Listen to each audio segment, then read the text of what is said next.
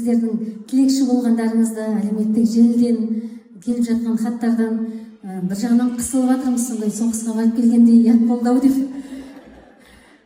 Шынында да көзбен көрген өте қорқынышты екен. Төбеңде жаңағы снарядтар жарылып жатқанын, атқылап жатқанын көріп, жүрегіміз аузымызға тығылып, сіздермен кездесеміз ба?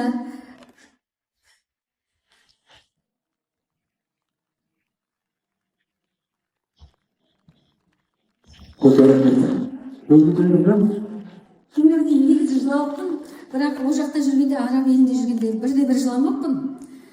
Келгенде де жыламаған, білмеймін, сіздерді көріп жылағым келіп жатыр.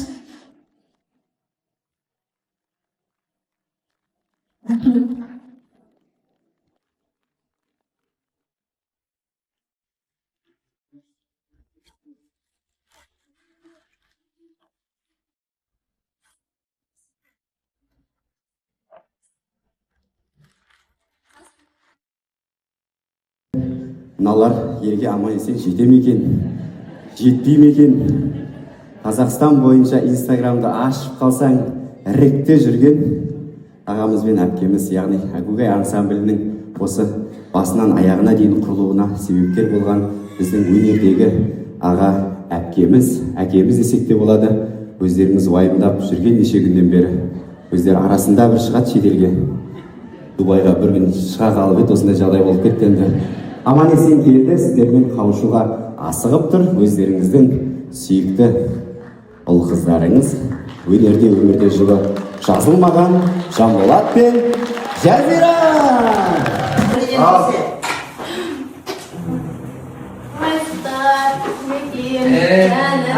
Кеше дейін ұйықтамасын. Үйлеріне қонақ келіп алып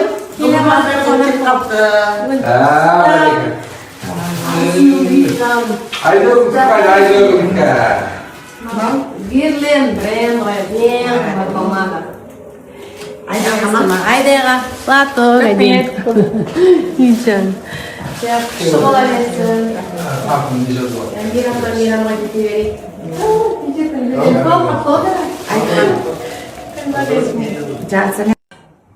Ал мінекей моментально қалатынды ауыстырдым, өйткені Алтыншарға өркентаймен тұрмыстайым келіп қалды. Бүгін солай келеміз дегесін бірден ет салып, әдемілеп тұрып, нарын тұрадық, майлап, кеттіріп, оның бәрін жасатқан өзімнің Айдай қызым. Айдай десе Айдай өзі. И заным сол. Мен енді айдап бір жақ кетіп қалдым, мен ауыз жатпаймын дейді ғой. Неге? Кімді? Заңғар?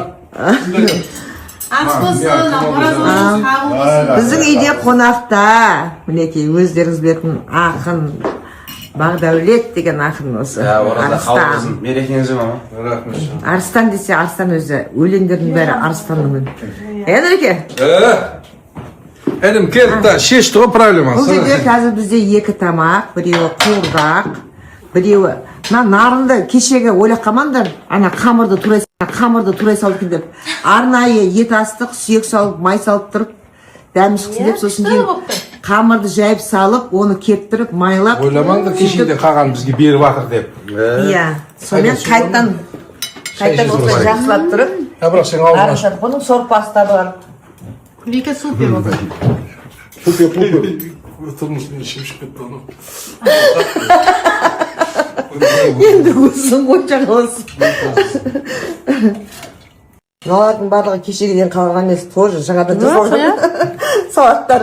Мінекей бәрінің свежий жасадық. Бәрі өркентайым үшін, мінекей менің қайным келді деп. Соның абыройына келіншегі әні сенің жаңағы жеңгең деп айтпасын деп осылай бәрін свежийден жасадық. Бұл үйде бәрі свежий, бәрі қолдан. Білесің ғой, қолдан нан жылықтық, мінекей бауырсақ пісірдік, қайттан бәрін жасадық. Рахмет, Күлеке.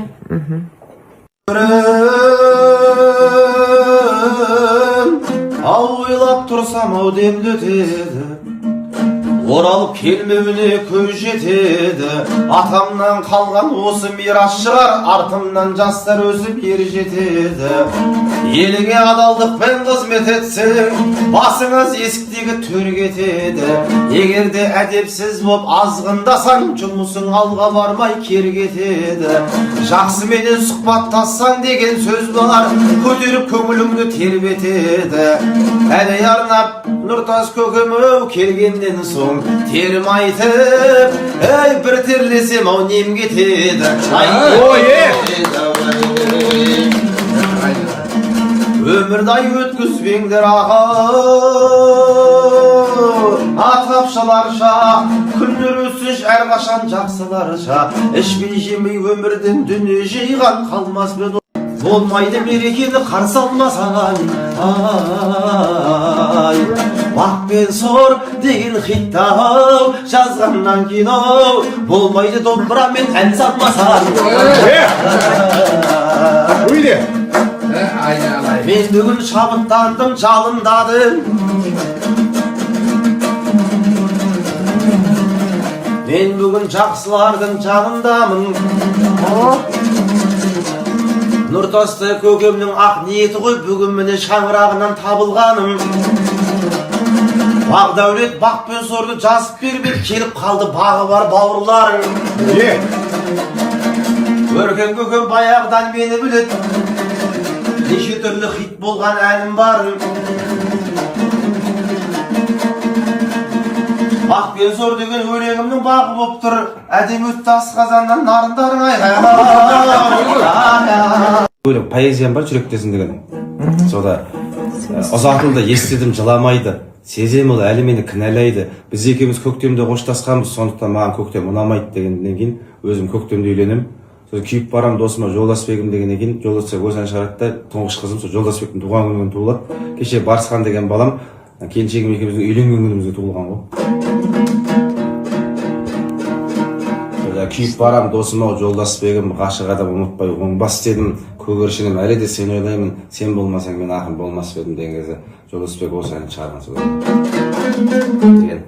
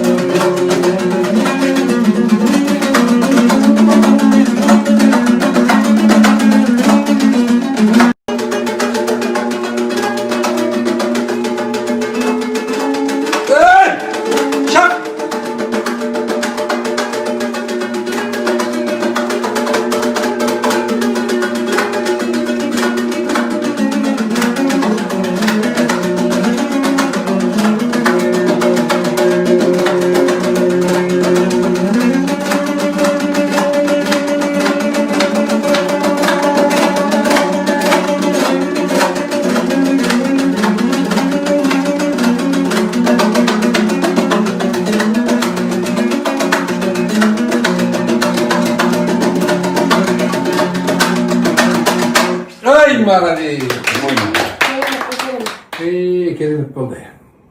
Негізі әрбір қазақ осылай домбыра үйреніп отыр. Балдардың бәрі жігіттерге әсіресе домбырадан күшті